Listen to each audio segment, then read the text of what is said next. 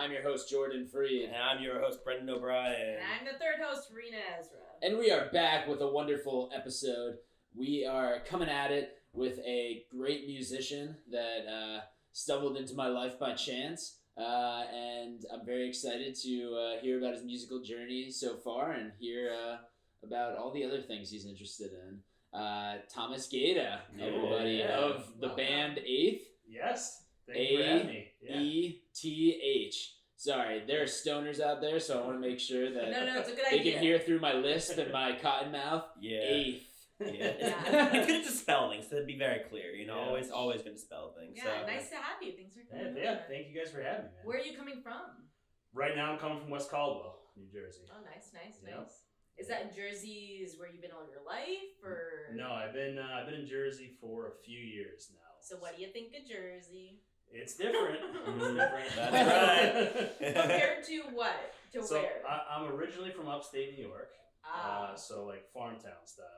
Where in upstate New York? We have two people Yeah, here and from how Warwick, far, New yeah. York. Binghamton, New York. Okay, all right. Yeah, so a little bit further. But I've been to Warwick. I would say it's probably a little bit more farmy than that area. Okay. So it was like 100 kids in my graduating class. Wow. So graduated college, moved out to Massachusetts. I lived in the Boston area for like 10 years. Met my now wife out there. We both are from New York originally, both have family in New York, decided to move back closer to our family. So we ended up in New Jersey. Cool, very cool. When you were growing up in Binghamton, was there a crossover between the college? Like, did you get into trouble? It's weird. Like I lived at home. So Okay, I didn't get into any shenanigans and stuff. Like I met a ton of people. I obviously went out partied all the time, but no dorm room, crazy dorm room stories, anything like that. So, Same. I lived at home. Yeah. I commuted. Yeah, I wasn't part of that life. yeah. Well, yeah, I would wonder if like you had any experiences at Ramapo, just like growing up there as like a high schooler. And, like, the crossover. No, I was the nerd who just watched their theater plays. That's the only reason I went to Ramapo. Yeah, and then as I got older, then I just went to guys' dorm rooms to hook up. But that's it. Yeah, that's the extent of my. That's college, man. You asked, there's your answer. Yeah. Well, speaking of living places, we before the podcast were talking about apartments. So I have to ask, what is the best apartment you ever lived in, and the worst apartment you've lived in? The worst one I ever lived in, it wasn't too bad, but it was like, I mean, ceilings half the size of these ceilings. Couldn't get my furniture in, roaches. Lovely. We'd come home and open the door and see them scurry on the counter. And it wasn't even that dirty of a place. It was just so many people there. It was just a huge apartment complex. Okay. So I never made that decision again. And I would say the last one I lived in before I left that one was in Framingham, Massachusetts, which is maybe, 35 minutes west of Boston. And the last one I lived in was Wilmington, Mass, which is maybe about 25, 30 minutes north of Boston. Okay. And I lived in there was 4 of the people who lived in one building, and it was brand new and super nice. Okay. So. Any crazy roommate stories? Yeah, actually, so the last, it's funny you say that, I haven't thought about this story in a long time. The last place I lived in, there was a couple who lived next door that would fight all the time. And we'd hear them fight, and it would get pretty bad. Like, we were like, me and my girlfriend would be like, should we call the cops? Oh, bad physical. bad, like it sounded like something was going on. Okay. And this went for a few weeks, and I would occasionally see the woman outside who lived next door, and she would talk to me, and I would know something was not right in her head. I could tell something was going on. And a couple weeks later, we stopped hearing fights, and I saw on the news that she died of a heroin overdose. Wow. And this is a nice town, nice apartment complex, nothing crazy. And so that was weird to know that I heard this woman had her last arguments, her last few weeks of life was pretty crazy shit. Wow. Yeah. So that's probably my craziest story. Wow, well, that is rough. I mean, it goes to show it really doesn't matter what community or what the economic status is. A drug's a drug. Yeah. And a drug addict's a drug addict. Yep. It is wild when it does happen so close to you, and you're just like, oh my god. Yeah. Yeah, it's crazy It shit. just registered. Yeah, wow. Yeah. Good. No, I was gonna, Jinx. Jordan at the You moment. put that question. You put- well, I was gonna liven the mood a little bit, There you go. and I was gonna ask you, how'd you come to music? Was that a lifelong thing? Or? Yeah. So I'm gonna be 40 this year. I've been playing music since I was 13. Started off on guitar, so long time. And if you want me to go through the whole story, I will. Like I started off, it was me and my buddy who is the lead singer at Aeth. And we started off together, started learning how to play guitar together, and eventually started a band. And when you started, we were probably, I think I was like 13 or 14, 15 in that age range when we started playing live shows. Like crazy, Wow. yeah. All cover stuff. So we were, Stone Temple Pilots, Nirvana, Pearl Jam, all that shit. And so very, very young, we were, started playing at coffee shops, and there was one bar in town that really liked us. So we started like playing at bars, and crowds started getting hairy. What bar was that? Is it still around? It's not still around. It's in Binghamton, Strike Zone. Okay. It's called the Strike Zone. Nice. Yeah, it was like a Wow, dive. 3 strikes, now it's out. That's right. So Wait, can I ask what songs did you start practicing guitar on? Did you start doing that were like in the initial stages? probably Nirvana. Nirvana, like if you play guitar. I'm too far from the mic, sorry, Jordan. I hear your soft voice, yes. I thought he was saying, "Give me money." You're the best, yeah. Red Stew, He's hello. practicing I the told song. you Nirvana was the easiest shit. I knew it. I fucking knew it.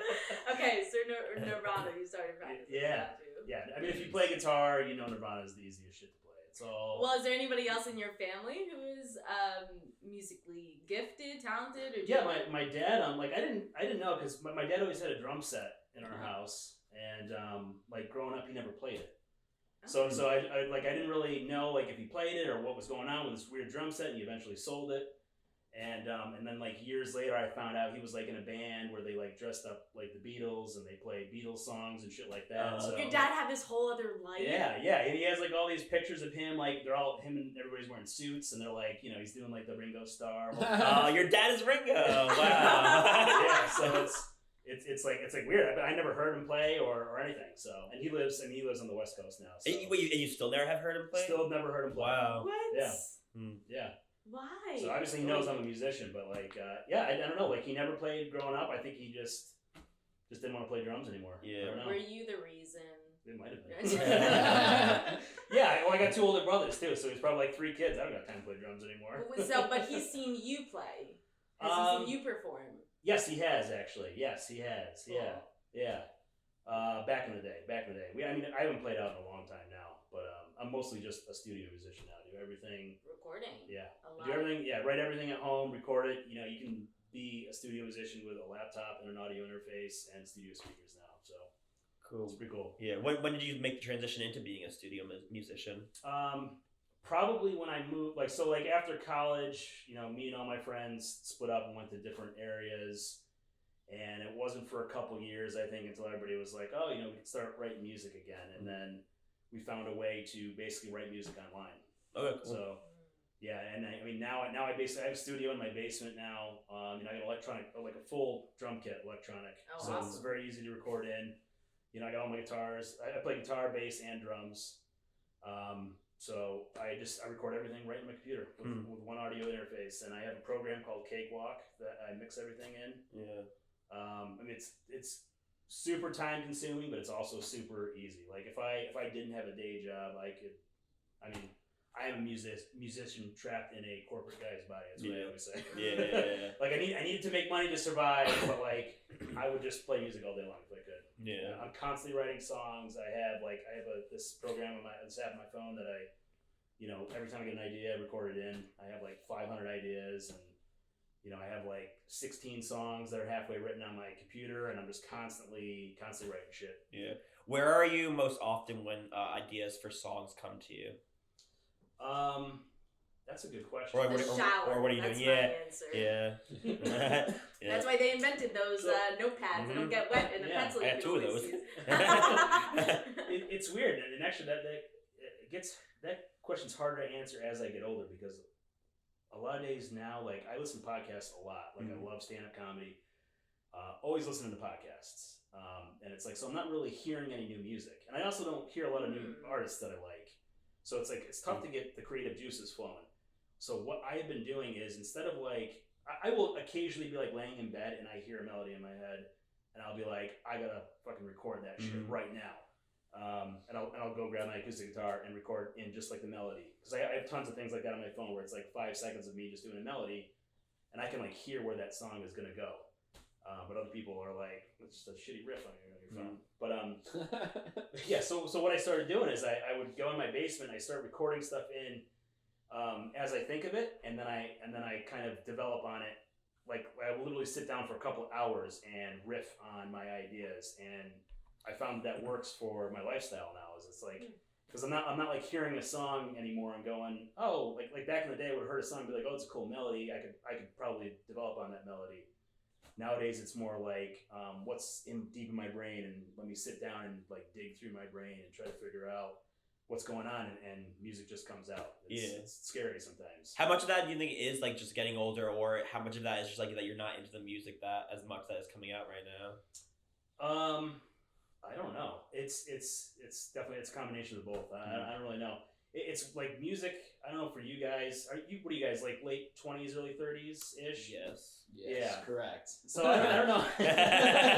Yes, I am 22 years old. Yes. Thank you for noticing. I don't know how it is for you guys growing up with music, but like, 10 years ago, I had like, if you asked me who my favorite bands were, I knew, I could give you 10 bands, and it's like I don't really like those bands anymore, and then I can't think of a new band that I like anymore.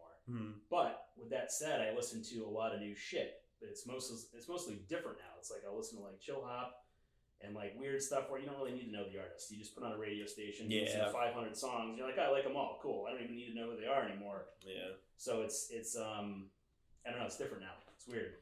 Yeah, no, I agree. Because I feel like I kind of hate that, but like a lot of times I'm like I'll just like put on what the algorithm like recommends to me, and I'm like, man, they get me more and more right every time because that's how algorithms work.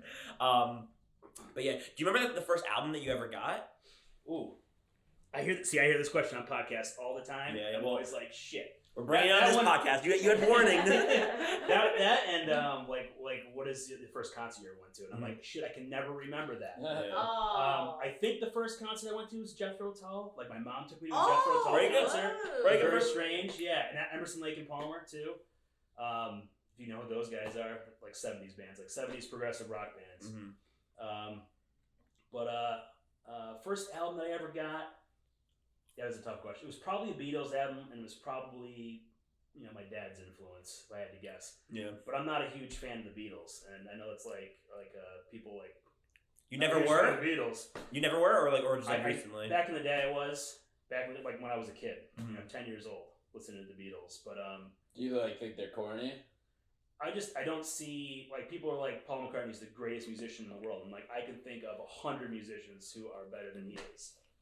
But it's all genre, right? A lot of like, I listen to a lot of heavy metal, and, like, people in heavy metal are, like, fucking awesome. Like, heavy metal drummers are, like, sick, and they do really hard shit, and it's, like, people don't realize that there's a ton of guitarists out there who are amazing, like, a guy like Guthrie Govan. I don't know if you guys have ever heard of him. He does instrumental music, but he's like one of those guys, like he's like a Steve Vai or a Joe Satriani. They tour and they just do instrumental music, but their guitar is like the main show. Like you go there to watch that guy play guitar. Okay. And a guy like Guthrie Govan, he is amazing, and like nobody knows who he is. So, I just went off on a tangent. What the hell were we talking about? That's a good question. That's the podcast. Beatles album. Oh yeah. So first album, it was probably Beatles album. Yeah. I certainly respect the Beatles. Like I'll respect like Black Sabbath. Like everybody says Black Sabbath started metal. Sure, cool. I can respect that, but I don't like Black Sabbath at all. Yeah. Oh, you never liked Black Sabbath. Never liked them. Yeah. Yeah. Is it like a thing that where you know why you don't, or do you like listen to it and you're like, yeah, this doesn't click with me at all? Yes, I know why I don't, and it's because the way I am as a musician, I'm like, if I can play that, then it doesn't interest me. Interesting. Yeah, so like a lot of music I'll listen to, and I'm like, I can play the guitar, the bass, and the drums, and like with today's technology, I can make it sound better than you made it sound. And it doesn't interest me. Doesn't come from like a place of like arrogance or like I think I'm awesome. It just comes from like that's how my brain works. I want to hear stuff where I'm like, ooh, how did that guy just do that? Yeah. Type of stuff. Yeah. What would you say to people when they have the dispute or the conundrum where they're like, computer making the music, computer taking over instead of people actually playing the instruments? Well, no, I do play all the instruments. No, I know, but I'm saying there are, one where people have the program that it does the beats or I don't know what the term is, but for each instrument you can pull from. You're not actually playing an instrument and everything is computerized and digital. I think so. I listen to a lot of different types of music. Like I would say heavy metal is my favorite, but I listen to a ton of like EDM, chill hop, electronica. Like I love all that shit, and I would say there's definitely something to like being a minimalist, which I kind of associate with that electronic world. Like it's like, but you gotta have melody too. You know, it's not just, you can't just throw a bunch of shit together and have it sound good. It's gotta have a good melody. And like when I listen to electronic music, it's usually because I enjoy that like minimalist. Like give me a couple different sounds, give me a catchy hook that I can pay attention to. That's what I like about that stuff. So I don't think there's anything wrong. It's just a different genre. Yeah, I agree. Yeah. Is there any music that you like listening to, but you're like, I do not want to play that music? That's a good question. Taylor Swift. No, I don't like listening to Taylor He's Swift. like, I play Taylor Swift and I love Taylor Swift. I don't listen to her and I don't get it. I'll say that loud. Because her Swifties can't attack me. Yeah.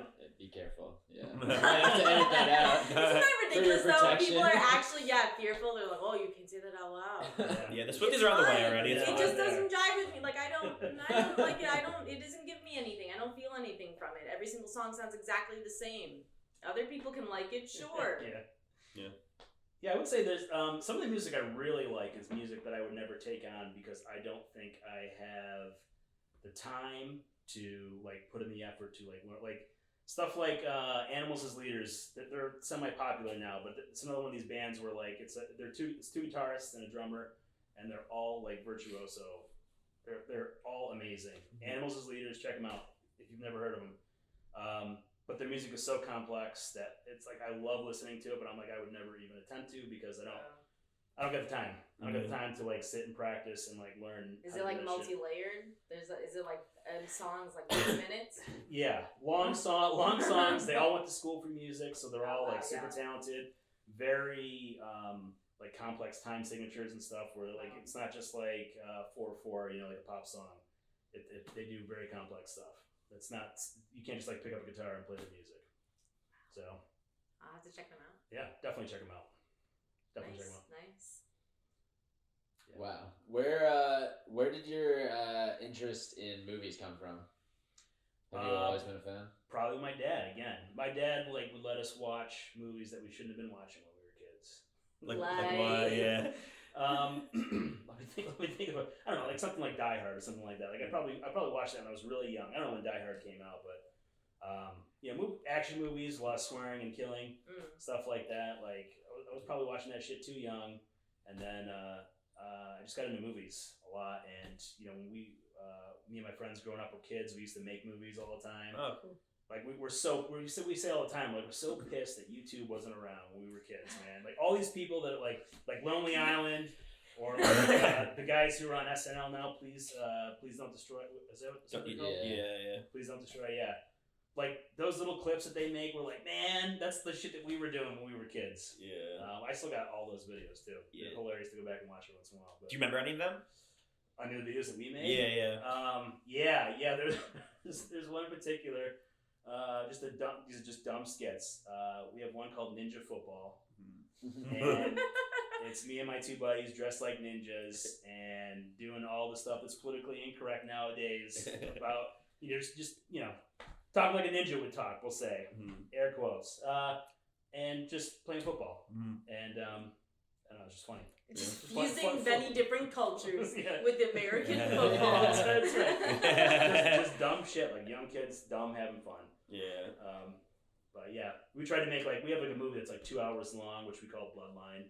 Oh, wow. I mean, if you guys watch it, you'd be like, what is this pile of trash? But to us, it was like gold, you know. Oh, yeah. But we had back in the day, I remember we went to the mall, we bought special effects stuff, so we could do kill scenes, Oh, cool. Yeah, guy gets a railroad spike in his head, and we did all the makeup and stuff for that, so that's pretty cool. No, that's something special about getting to make a movie at that age. Yeah. Because you're because that you're not gonna be able to do things on the scale of the movies you see, but you're we can try and come close though, and it's almost especially when you go back and look at it, it's endearing to see the creativity that goes into it when you have no resources at all as a child, Yeah. Also, you have more appreciation because you're just you realize you're oh wow, this takes a while. You realize how many how much resources and people it is to put this thing together, and then when you see something like John Wick 4 and you're like, oh my god, this is ridiculous. Yeah. Again, there's no way if I tried doing a choreographed stunt scene, it would look so amateur compared to something like that.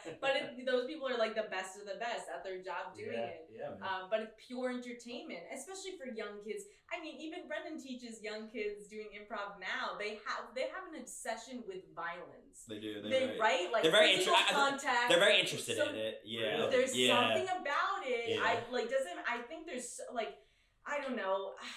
Anyone I know growing up, there was something about action films, or there was something about when you said Die Hard, I was thinking The Shining. I probably watched that way too young. Yeah. Still something.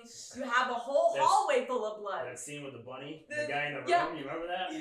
I still don't know what's going on. There's still something that just it does something neurologically where you're how is this making me feel? Yeah, it's crazy. Yeah, I saw Pulp Fiction in the theaters, and I don't even know when 1995. I mean, I was probably. Was I 13? I don't know when it came out, but I was definitely way too young to see that movie. Yeah. Definitely too young to see that movie. Yeah. Now, do you think you were too young, or is it just by society standards? It's by society standards. Yeah.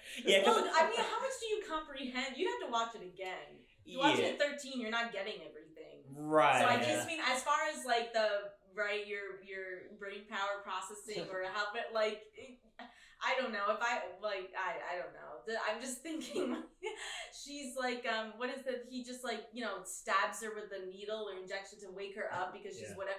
There's just so much going on. It's a very educational segment. Listen, at a young age, you learn that if someone has a heart attack, you know to inject them with adrenaline. Also, I guess it's motivation to now go into dance competition. Totally. You're I can totally. Very inspirational for kids. Yeah.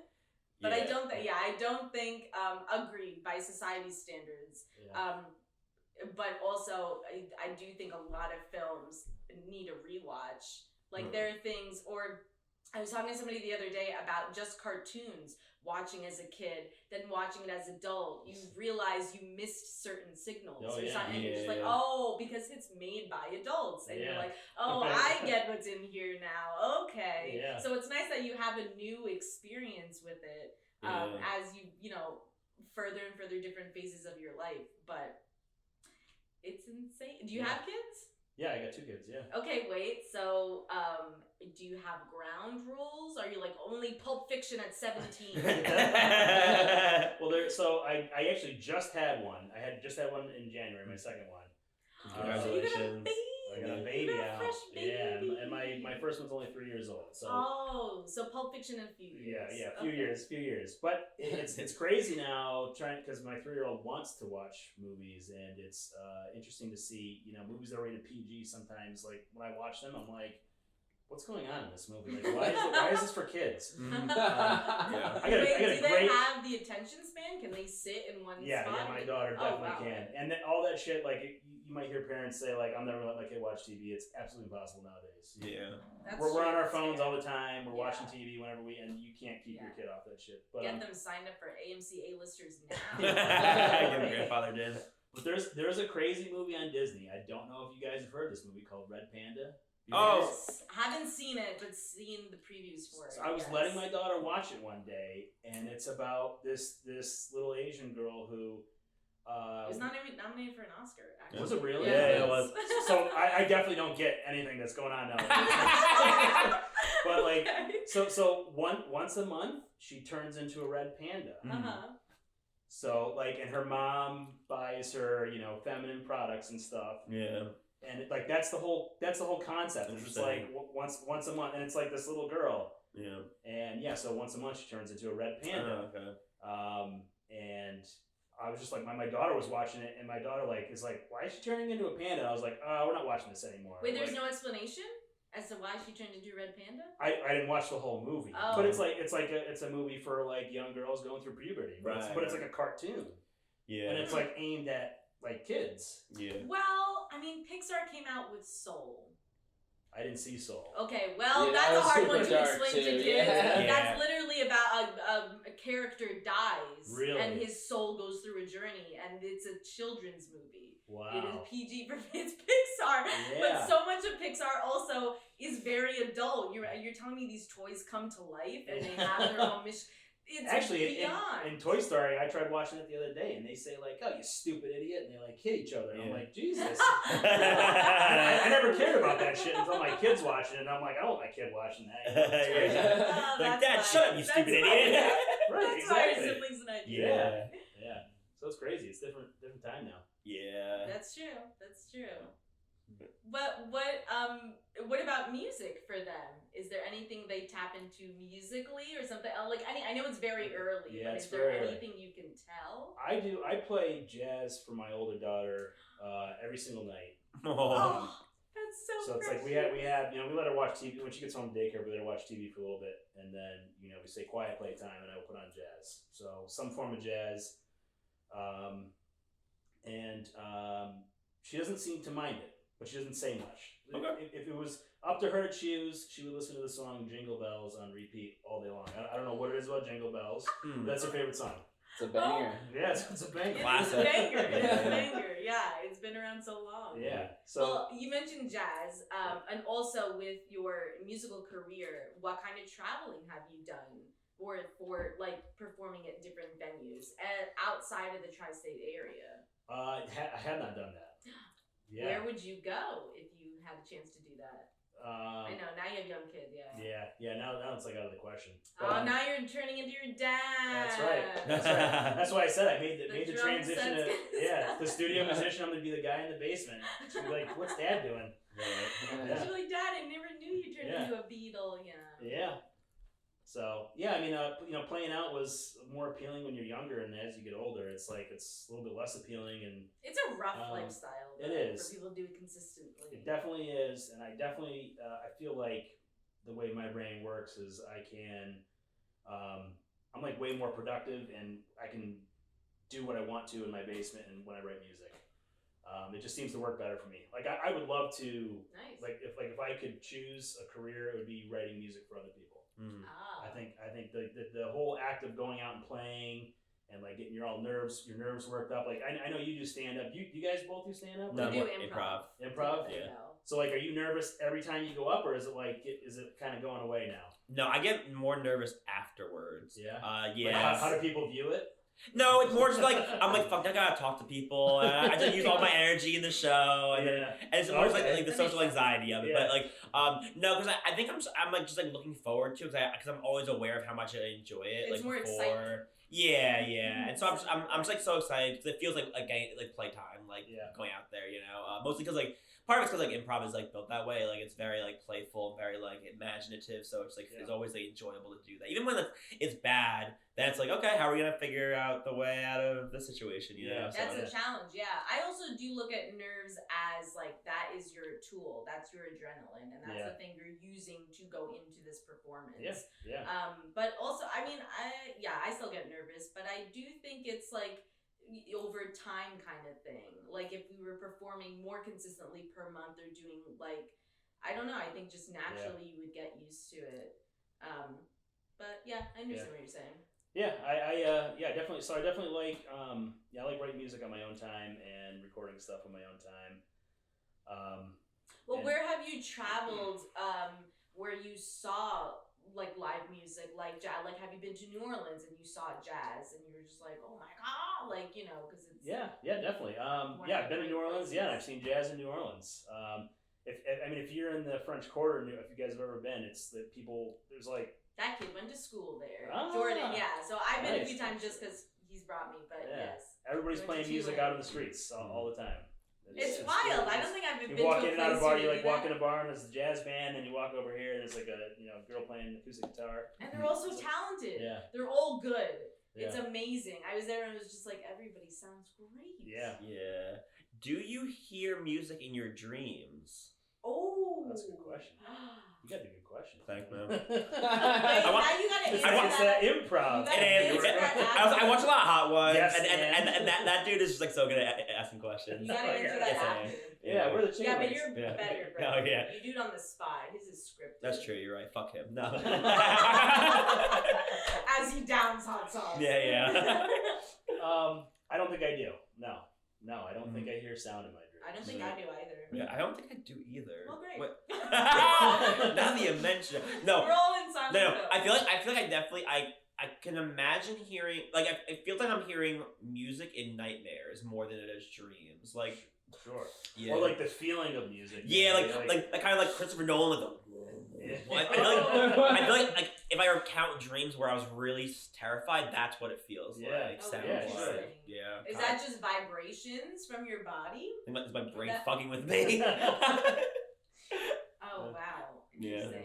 I Wait, will- do you know when you're? Oh, sorry. I No, interrupted. go ahead. Do you know when you are you? I maybe we had a discussion. Are you aware when you're in the dream, or when it gets to a point where it's really bad, then your body tries to like wake you up? It depends. I think most of the time it's like once I realize I'm in the dream, then I'll wake up very shortly after. But I feel like I definitely have had dreams where I've like consciously thought like, is this a dream? And then my dream will convince you me it's that not? that it's not a dream, and I'm like okay, and then I just go back to dreaming. You're so gullible. Yeah, I'm like, all right, you say so. Thanks, talking unicorn. That's why Brendan can sleep anywhere. It's true. Yo, that is true. He can, yeah. Train station. Yeah. That's I didn't think he's Underneath the homeless. garbage. At Port Authority. Yeah. Got home, man. I like to sleep. Deadly combination. Next to a construction site. yeah, love sleep. Yeah. Are you a good sleeper? No. No. No, I was actually going to say, so you asked me the dream question. I will go to bed. Sometimes when I'm laying in bed, I hear songs I'm working on in my head. And I will wake up with the solution to whatever. Like, I need to find a part that fits in between these two parts.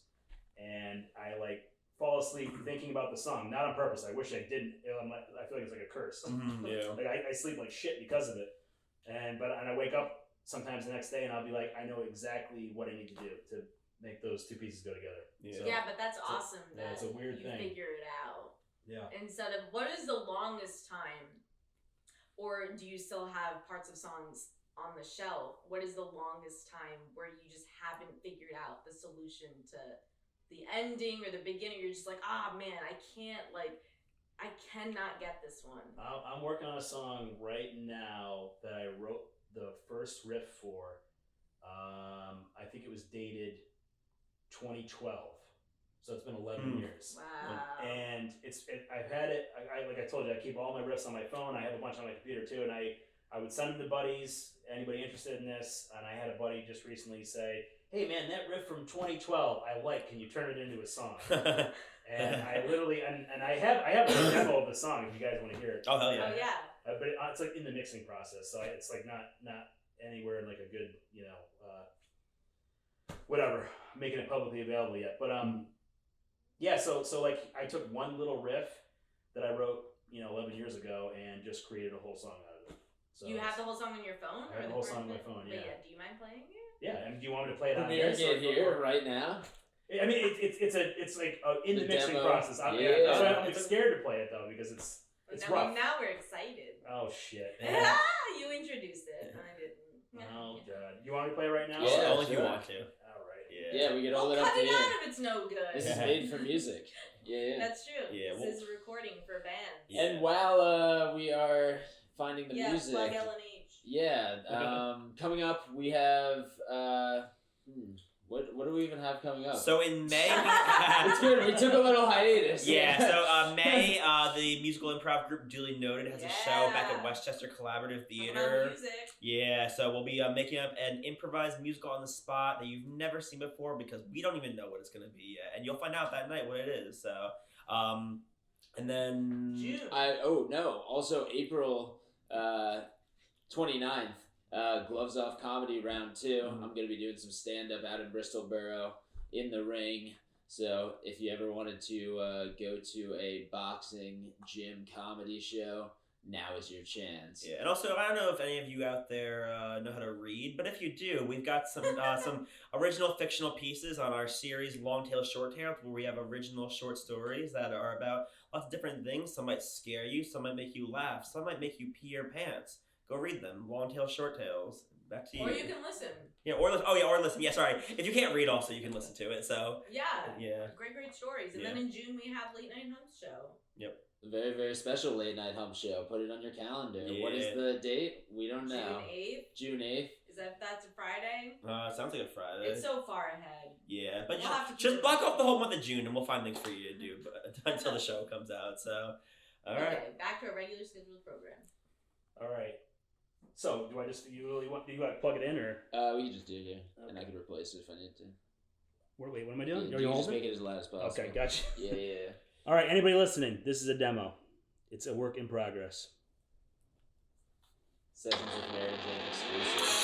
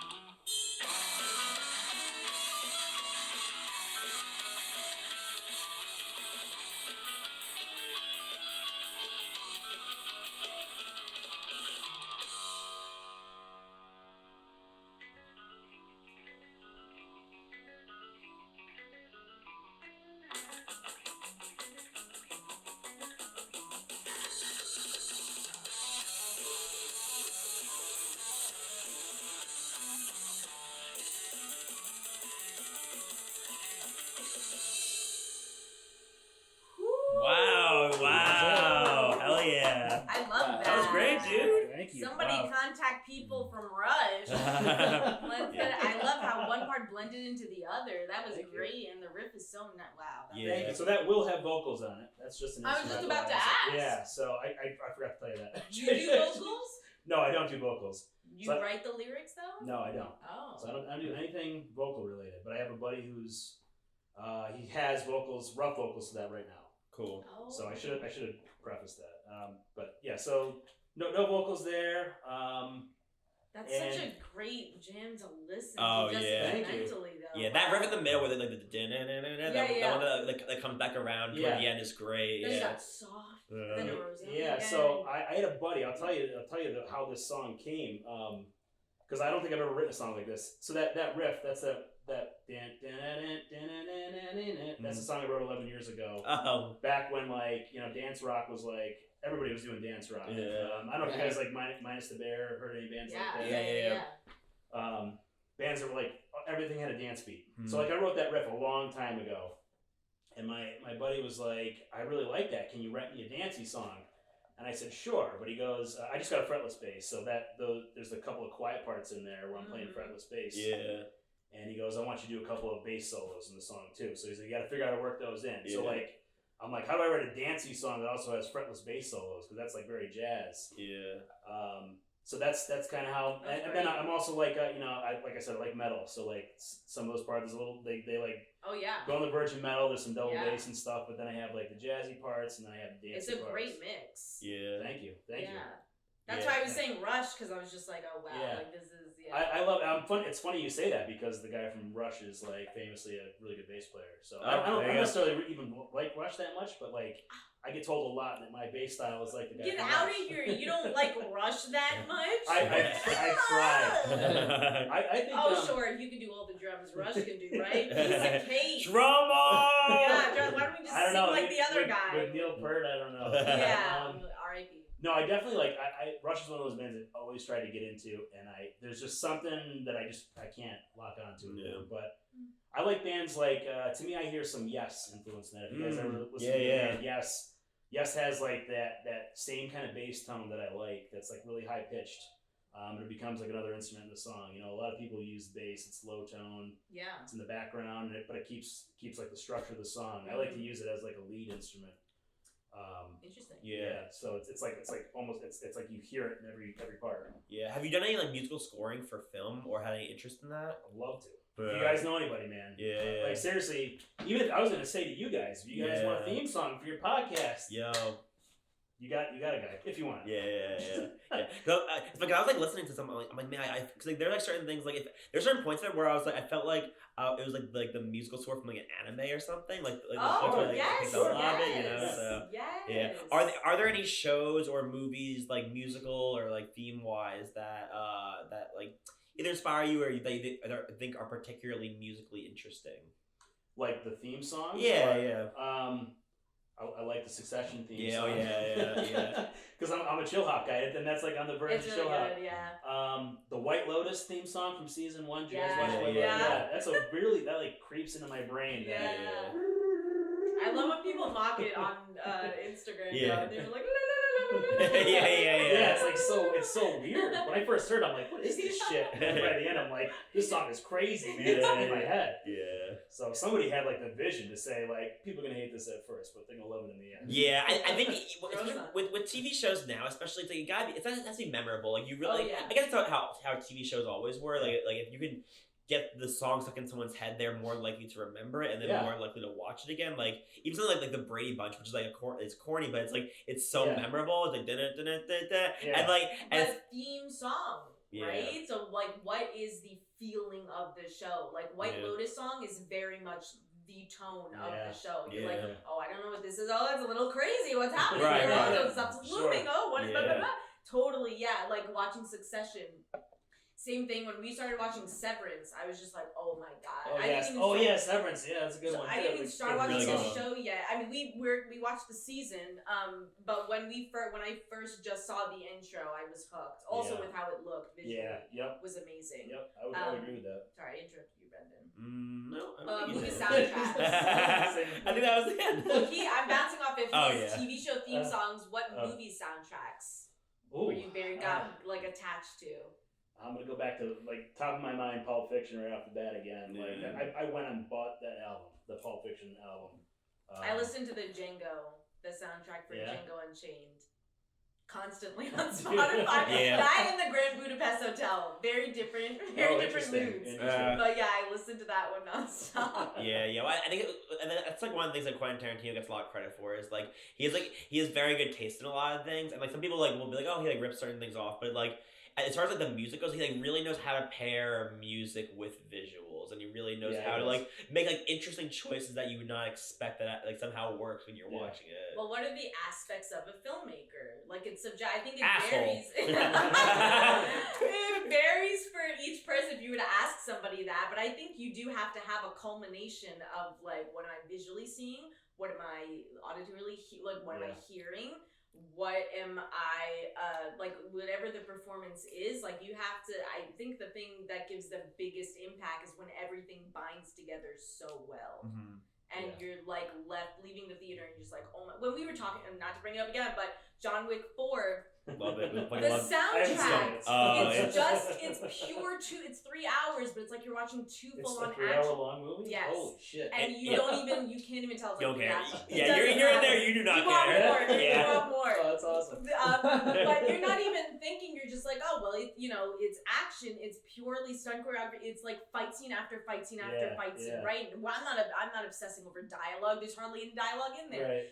But the music that they put with it, and the thing that's also driving the physical motion you're seeing, and I'm just like, they put a lot of really good EDM in that movie. That's cool. And I wasn't going into John Wick 4. I was not at all thinking about the music. That wasn't even something that I was just like, oh yeah, it's not really.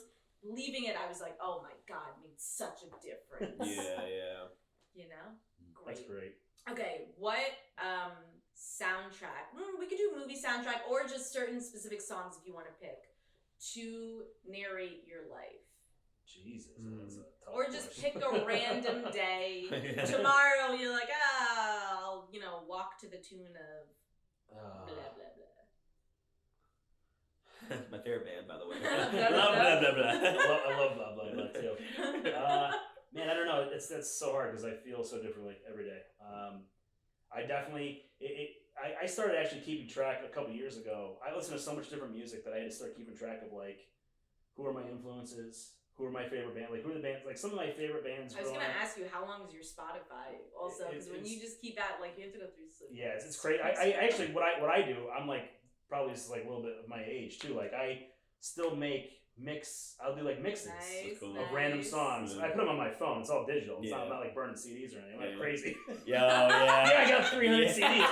That was cool back in the day, but definitely becomes a problem when you get older. But I still have that mentality. So what I Shazam every song that I like, and then when I get to about 23, 25 songs, I make it into like, this is the time period of like these songs. That's cool. I've been doing that for so long. I have 54 like mix albums on my phone. Wow. I've been doing it for probably 20 years, probably close to 20 years. Wow, that's cool. So it started with CDs and then now it's digital. When you listen back, you recall like that part of your life or those memories. It's really weird. Yes, I have like nostalgia all the time. Like I just every time I get in my car, I'm not one of those people that like. I feel like listening to the CD today. I go, I'm gonna put my MP3 player on random and like whatever songs the universe picks. That's what I'm listening to today. And that's wicked. Yeah, that's great. It's so that's why it's so hard. I like everything from metal to jazz and to like I said electronica, and Well, as a musician, you do have to be open to all types. Yeah. Right, all genres. I did start making a list of. Call me crazy, but a couple years ago I started making a list of like all my favorite songs and shit because I'm You're like, crazy. That's what a crazy thing to do. Why is that crazy?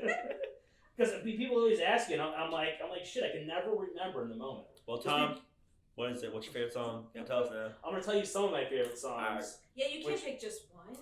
Nope, one. Yeah, one. There's no way you just have one. One song to listen to for the rest of your life. Jingle Bells. Yeah, right. Blow my brains out. Also, that song's very short, so you're listening to it a lot. Whoa, something slid. Oh, not again. So this is a list of this is randomly if I hear a song come on. Okay. and I'm like, I love that song, and it's all over the place. So there's a song called "And So I Know" by STP. I don't know if you guys like some little ballads. There's a song called "Angry Johnny" by Poe. You ever heard that song? No. It's a great song. Do you know who Poe is? She was like popular. All right, so whatever. We I'm can. taking notes. No, whatever. Yeah. Well, I gotta listen Yeah, to this okay. later. Yeah. We gotta go back. Angry to Johnny by Poe is a Uh-huh. great like alternative sort of. Must have been Okay. like early 2000s song. You guys heard of Weekend Players? Yes. They have a song called "Best Days of Our Lives" That's very and familiar. a song called "Higher Ground." Oh, yeah. They're Oh, yeah, both Higher both Ground, kind of- yeah. they're Higher both in Ground, yes. movies. Yeah. Tons of Yes. shit. When I hear one of those songs, Yeah. love that shit. I have Erykah Badu on here. Nice. Didn't you know? Ice Cube, "It Was a Good Day." Every time that song comes on, I'm like, today is a fucking good Yeah, day. yeah, You know what I yeah. mean? A$AP Rock, Mark Morrison, "Return of the Mac," man. Return of the Mac. That was like when I was in high school. "Return of the Mac" was the song. So when I hear that song, I'm like instantly transported back. But if you guys have ever heard the album "Sea Change" by Beck, which is like yeah. acoustic depressing. I think that's like a fucking great CD. I think he won an award for that album. Probably, yeah. He's amazing. Yeah. But anyway, so random shit. So it's like random Awesome. stuff like that. What about, may I ask your wife? Do you guys have conflicting tastes? Do you have? I mean, I know you're open to a lot, but if she just listens to like non-stop Taylor Swift and you're like, babe, turn it Reena's got an off. agenda today. Reena's on a mission to put Taylor Swift down. No, I think it's she Also, definitely. do you ask her if you play something for her, and be like, I need your brutal honesty? Is like this of shit? my music? Yes. I don't ask her, but I always, I'm a super honest person, so like I would say like, do you like this part, or do you think whatever? Do you hate the vocals in this part? Do you think like I should do a different bass line or something like maybe some stuff like that? But I never go like scrutinize this song and but she's like she listens to we just figured out what the genre. I figured out what the genre was the other day because she has like a really like she listens to like really interesting kind of like house music that, and I'm like I never know who she's listening to, but like she knows all the words, and I'm like I've never heard this song once. So like she's like, oh, I grew up listening to this song, whatever. But I found out the other day there's a radio station called Deep Progressive House, and that is like the music that she loves. And oh, interesting. What is the first concert you guys went to together? Oh, it was I know these guys. The Beatles. If she's listening. It's the The Beatles, we know it. She's like, you don't remember? That's the night I professed my eternal love for you. It's the band that sings the song "Walk a Tightrope, Walk a Little Tightrope." You ever heard that song? No. Oh shit! It's another one of those rock dance What's on your bands. phone? I don't have my phone. I have to check. I can do it real quick. Does that ring a bell, Jordan? No, it doesn't. It doesn't ring a bell. It means no bells, no jingle jingle bells. bells. Wow. Don't. Your jingle bells get so much playtime on this podcast today. Oh, "Walk the Moon." You guys ever heard of "Walk the Moon"? Oh yeah, Yes. Yes. That was our first concert together. Oh nice. That's We have a picture from the night too, actually. Oh. That might have been like one of our first dates, actually. Like our picture, we were still kind of like awkwardly standing next to each other. Yeah. Maybe one Our day. place. Yeah. Wait, how'd you guys meet? Met online. There Just you go. like all the kids are doing Yeah, nowadays. it works. Yep. She, I think she had just got on an app for the first time, and I just got on. We'd both gotten out of long-term relationships. Okay. So Wait, can I ask which app? I think it was OkCupid. It's been like we met in 2015, so. Oh yeah, it's been a while. Been a while, yeah, 7 years. Yeah, I tried OkCupid. Yeah. Was it okay, Cupid? Yeah, it was totally just okay. It was nothing over. It wasn't good. They're telling you. They're like, it's okay, Cupid. Not great, At least Cupid. not the time I went on there. Not stellar, Cupid. Well, the funny thing Yeah, is, so then I went to Bumble. oh really? Yeah, Bumble's good for girls, right? Because you That's have to. right. That's right. If you can't tell, I do like making the first one. I do like being in control. Yeah, but that's how I snatched Jordan. The Yeah. end. Nice. Sorry, too. I'm very open about that. Also, I use the word snatch. Was that bad? Yeah. No, I was gonna ask our guest if he thinks we live in a simulation. Oh, Jesus! You've been listening to too much Joe Rogan, man. Or not enough. I That's a crazy question. So I went to school for math. I have a degree in math. Oh, cool. Wow, like my twin. Like your twin. You Yeah, have a twin? Yeah. Holy shit. Yeah. It's you. No, not identical. A boy or girl? A girl. A girl? Yes. People say we sound the same. We look very similar, but I don't think we look like twins. We definitely look like sisters, but I'm a minute older. Gotcha. Yeah. You're always going to hold it over her head, right? Of course. What's that 60 seconds for? But yeah, she also has a degree in math. Interesting. Oh, that's cool. That's cool. Yeah.